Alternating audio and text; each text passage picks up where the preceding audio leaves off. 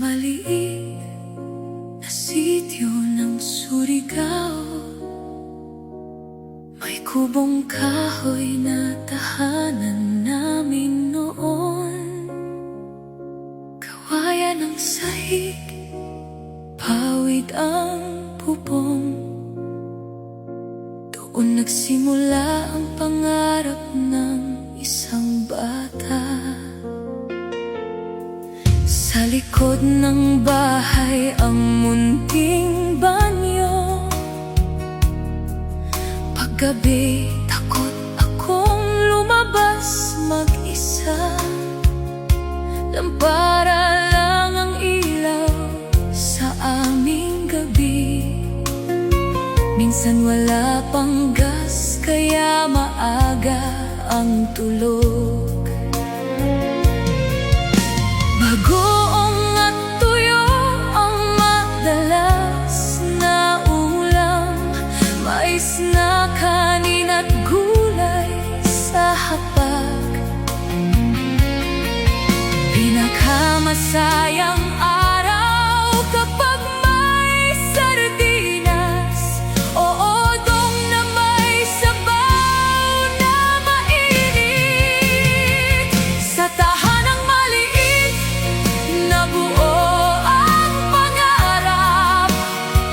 Kahit salat sa yaman at kulang ang ilaw, doon ko natutunan lumaban sa buhay. Kahit gaano kahirap ang daan, ang kubong iyon nagawa sa kawayan. Siya palang simula ng aking tagumpay. Sa tahanang maliit na buo ang pangarap. Kahit salat sa yaman at kulang ang ilaw, doon ko natutunan lumaban sa buhay.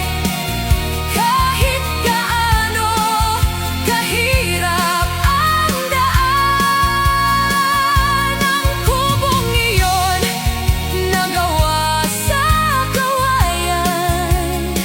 Siya palang simula ng aking tagumpay. Umaga pa lang kami nag-iigib na. Tubig sa balon para kay inay.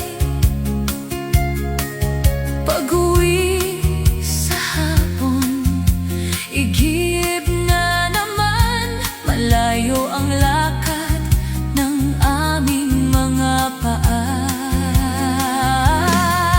Kukuha ng kahoy, panggatong sa kusina, at pagkain ng baboy sa likod ng bahay. Tangkay ng gabi at hilaw na papaya, buhat ng musmos na katawan. Araw-araw sa tahanang maliit na buo ang pangarap.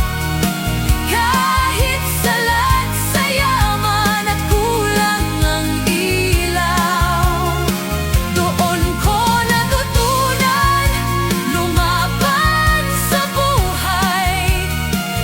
Kahit gaano kahirap ang daan,